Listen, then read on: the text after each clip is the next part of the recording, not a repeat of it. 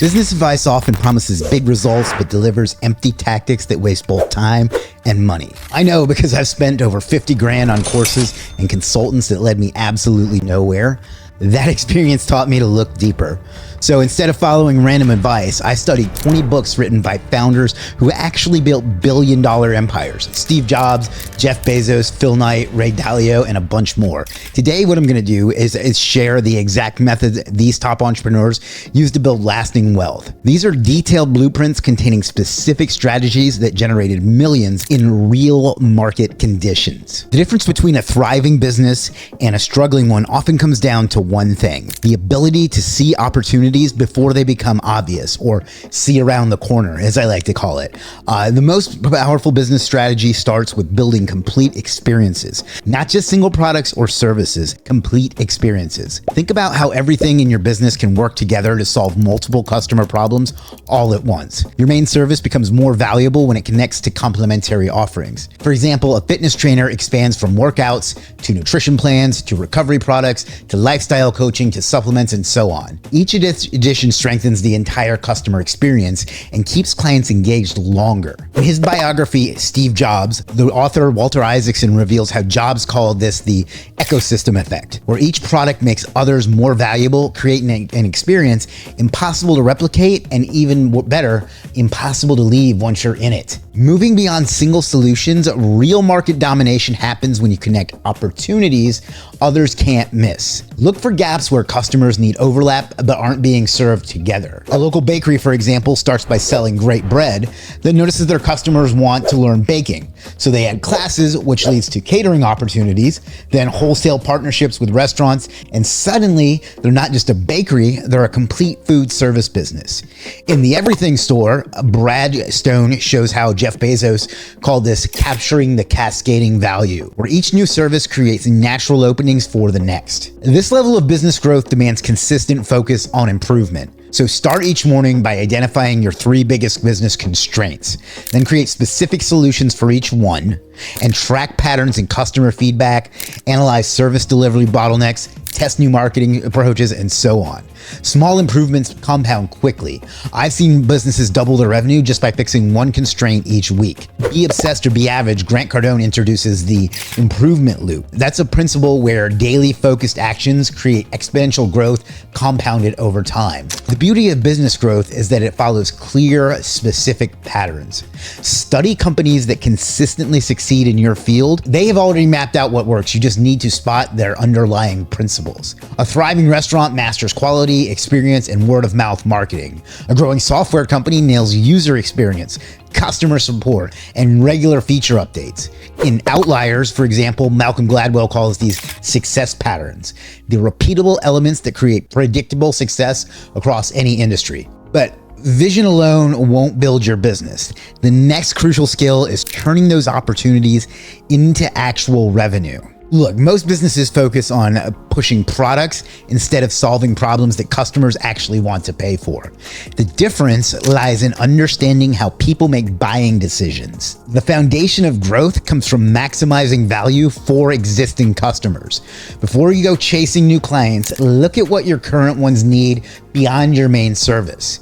When a website client mentions marketing struggles, that's an opportunity to help them with social media engagement or SEO. If a photography studio realizes wedding clients need albums and frames, each service naturally leads to another. Alex Hormozi's book, $100 Million Leads, introduces the value loop principle, where solving one problem reveals opportunities to solve related ones. I've seen this work repeatedly. One client started offering social media services to their web design customers, tripling their average revenue per client. Their success came from asking one simple question: what else do our customers need to succeed? Once you understand what your customers truly need, the way you communicate transforms naturally. Every message should flow smoothly into the next point, creating a clear path to action. Sales pages, emails, proposals, they all need to tell a complete story where each part builds on the last. Think of each line as a stepping stone, leading customers forward, making complex decisions feel natural and easy. The emotional progression principle from Joseph Sugarman's The Adweek Copywriting Handbook transformed how I write business copy and business proposals and so on. When I restructured my service descriptions, for example, to build interest gradually, response rates jumped 40%. The key was understanding that each sentence has one job: make the next sentence irresistible to read. Now, these improved communication skills reveal an even deeper truth about sales psychology. Instead of pushing services, successful selling starts with genuine curiosity about customer challenges. When a client mentions slow business growth, dig deeper. What's causing it? What have they tried? The real problems often hide behind service level symptoms. For example, Jordan Belfort's Way of the Wolf introduces the pain funnel technique, asking targeted questions until you uncover the core issue. One business owner thought they needed better ads, but our conversation realized that the real problem was poor customer retention. That discovery completely changed the solutions that we developed together. Now, understanding these customer challenges naturally shapes how we tell our business story. The most compelling marketing shows prospects exactly how they'll transform from current struggles to desired outcomes. A fitness coach doesn't just sell workouts, they show the journey from feeling tired to becoming energetic and confident. And for example, Donald Miller's Building a Story brand framework puts customers at the center of their own success story. After my clients started focusing on customer transformation instead of service features, their conversion rates doubled. People connect with stories that show them a clear path forward. The focus on real results leads to a powerful insight about customer behavior. People naturally want solutions that others have successfully used. Share detailed case studies focusing on specific outcomes, like this approach helped X company increase sales by 47% in 60 days. Luke Burgess explains this as a mimetic desire in his book, Wanting. We desire what we see working for others. I started documenting every client's success with concrete numbers and specific examples, and soon prospects started requesting the exact solutions that worked for others. This created a natural cycle where each success story attracted more ideal clients and got the flywheel spinning. And now that we understand how to sell effectively, the next challenge is to position your business for long-term success. Competing in crowded markets guarantees a constant battle for customers, and the most successful businesses create entirely new spaces where they lead their own competition. So stop fighting for space in crowded markets. Instead, look for unique combinations of services that solve problems in new ways. When you blend different skills or approaches, you create something distinct and valuable. A marketing agency combines data analytics with creative services, offering data-driven creativity that stands apart. And Nicholas Johnson's Modern Day Monopolies reveals how category creation lets you set premium prices without direct competition. I watched a consultant, for example, combine leadership training with meditation techniques, creating a mindful leadership niche that attracted high-level executives.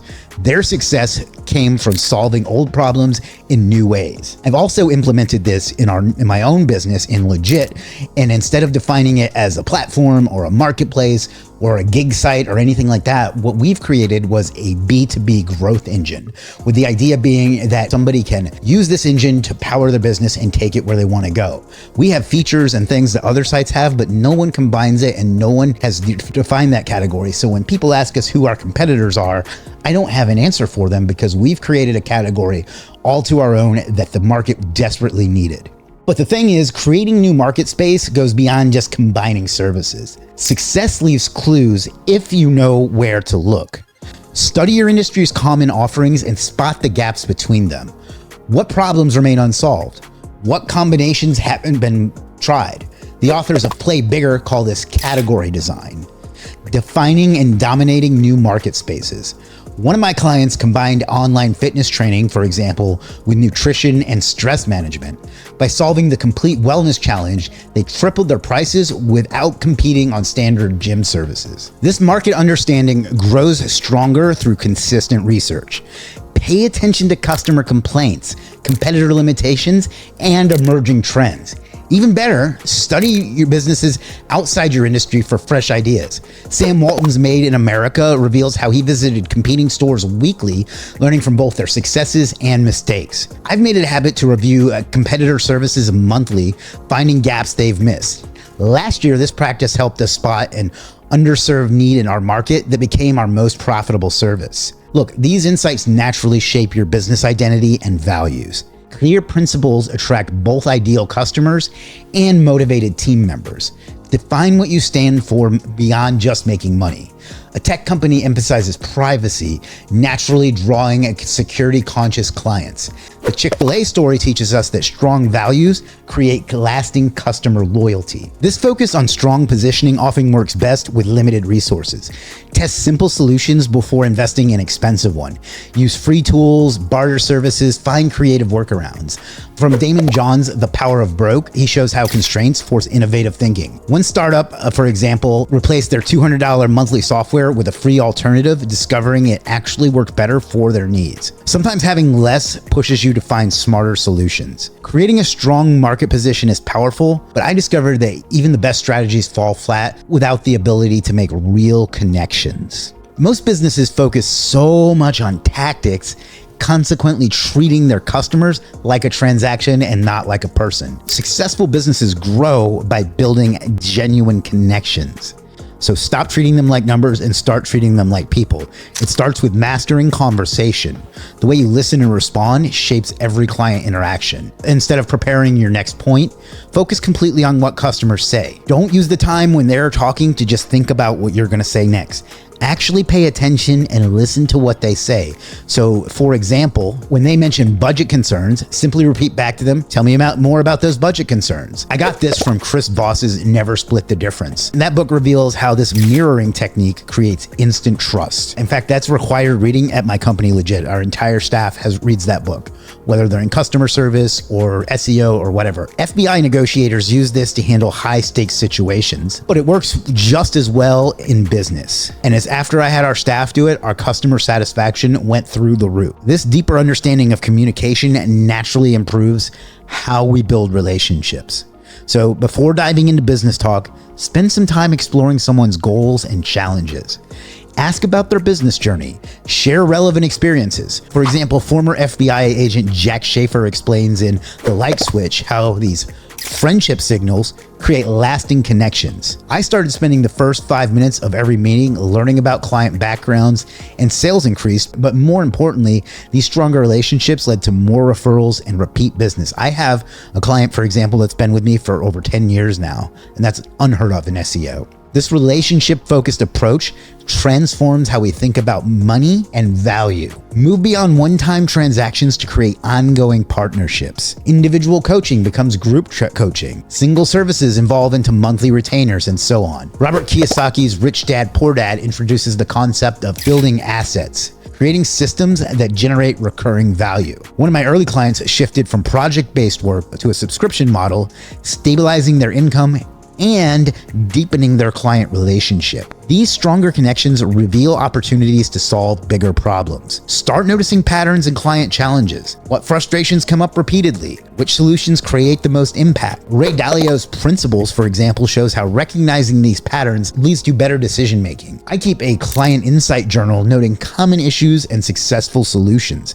This practice helped us develop new services that clients actually wanted. Building real relationships creates a foundation for long-term success. But maintaining that success requires something even more systemic. Success in business isn't random or accidental. Companies that consistently grow have one thing in common. They build systems that deliver results day after day. Be reminded that success leaves clear patterns when you know what to watch. Start tracking your business activities and their results. Which marketing channels bring you the best clients? What services get the most referrals? Again, Ray Dalio's Principles reveals how recognizing these patterns transforms decision-making from guesswork to strategy. One pattern emerged in my business.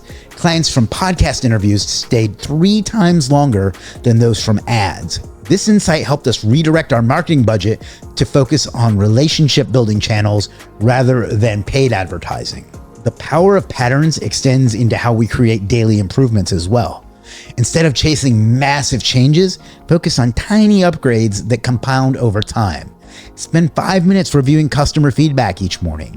Take 10 minutes to improve one service feature each afternoon. James Clear's Atomic Habits shows how these small actions create unstoppable momentum. I started improving by just one client touch point each week. Within 3 months, our customer satisfaction scores jumped 40%. The key wasn't working harder, it was being consistent with small enhancements. This systemic approach helps most during business challenges. When problems hit, focus on improving your processes instead of panicking. A lost client points to gaps in your retention system. Delivery delays show where operations need strengthening. Phil Knight's Shoe Dog demonstrates how Nike turned every setback into a system improvement. That's a great book. And if you read it, it's 40 years of literally everything going wrong over and over and over again. And Phil and his team repeatedly finding ways to overcome challenges and manage to stay in business until they're the biggest brand in sports apparel. One time when I lost a major client, I didn't just replace them,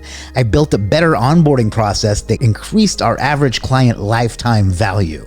So instead of replacing them with just more revenue, I found a way to increase overall client lifetime value and made a better business. These proven systems have transformed countless businesses. The key is starting with one that matches your biggest challenge right now. And don't worry, every improvement builds on the last. Eventually, you'll be able to create unstoppable momentum. Look, if you've ever spent money on business advice that led nowhere, share your experience in the comments. I bet there's plenty of you that can relate. Your lesson might save someone else from making that same mistake and turn their whole business around. And if you found these proven strategies helpful, don't miss our next video, and you can check that out right here.